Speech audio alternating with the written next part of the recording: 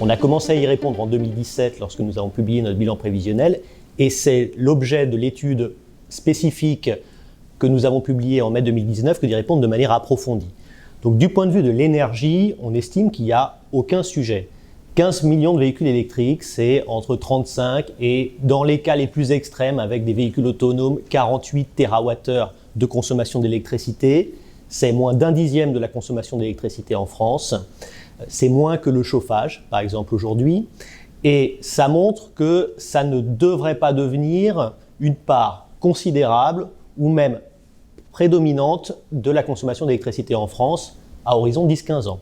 Donc ça, c'est une première réponse. Sur les questions d'équilibre en puissance, qui sont celles qui importent pour un gestionnaire de réseau qui est en charge d'assurer à tout instant l'équilibre entre la production et la consommation d'électricité en France, c'est bien la question de la puissance qui est centrale. Les questions qu'on a, c'est lors des chassés-croisés du mois d'août, est-ce qu'il va y avoir des pics de consommation très importants sur le réseau que le réseau ne serait pas en mesure de supporter? Pareil lors des ponts de l'Ascension, pareil lors des vacances.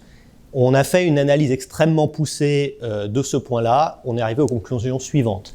La première, c'est que la mobilité longue distance, ce n'est pas l'enjeu principal.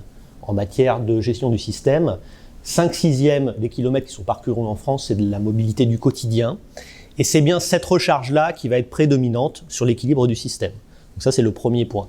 Le deuxième point, c'est que dès lors qu'une partie seulement de la population pilote sa recharge, et piloter sa recharge, ça peut être des choses très simples, ça peut être recharger la nuit ou recharger le week-end.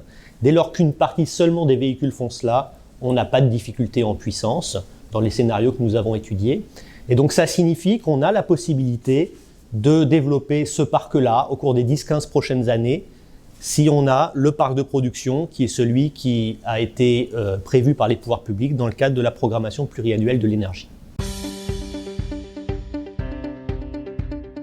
Le pilotage de la recharge des batteries électriques des véhicules, c'est un enjeu important pour le système électrique. Comment ça fonctionne ? Tout simplement de la même façon qu'aujourd'hui, la plupart des chauffe-eau en France se rechargent la nuit, lorsqu'il y a moins de consommation. Eh bien, il s'agirait tout simplement de faire en sorte que ça soit pareil pour les véhicules électriques.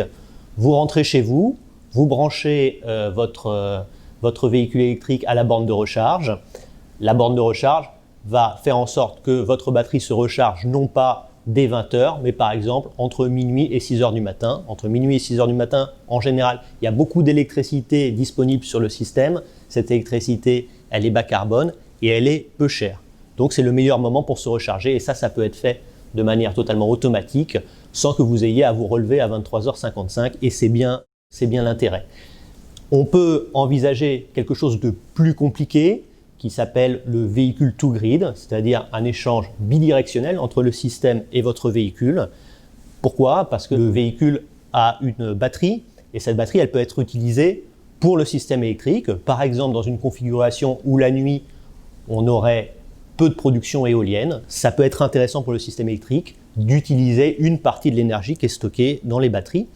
Alors, ça peut apparaître futuriste, mais il y a un point qu'il ne faut pas oublier.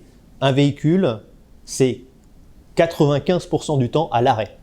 Donc, ça n'est pas une entrave à la mobilité si votre véhicule participe du bon fonctionnement du système électrique la nuit lorsque vous ne l'utilisez pas ou le week-end, ça peut être bénéfique pour tout le monde. Si on regarde uniquement le fonctionnement du véhicule électrique, dans un pays comme la France où l'électricité est décarbonée, bien évidemment, ça permet d'éviter de produire du dioxyde de carbone. Donc c'est très bon pour la décarbonation et la lutte contre le changement climatique. La question porte souvent sur la phase amont, la phase de production des batteries.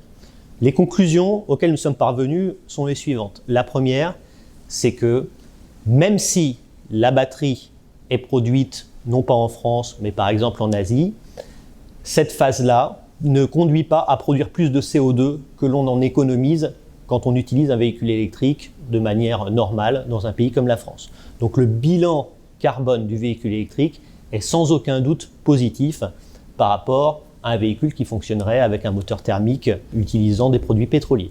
Donc là, il n'y a aucun doute par rapport à ça, le bénéfice est très net.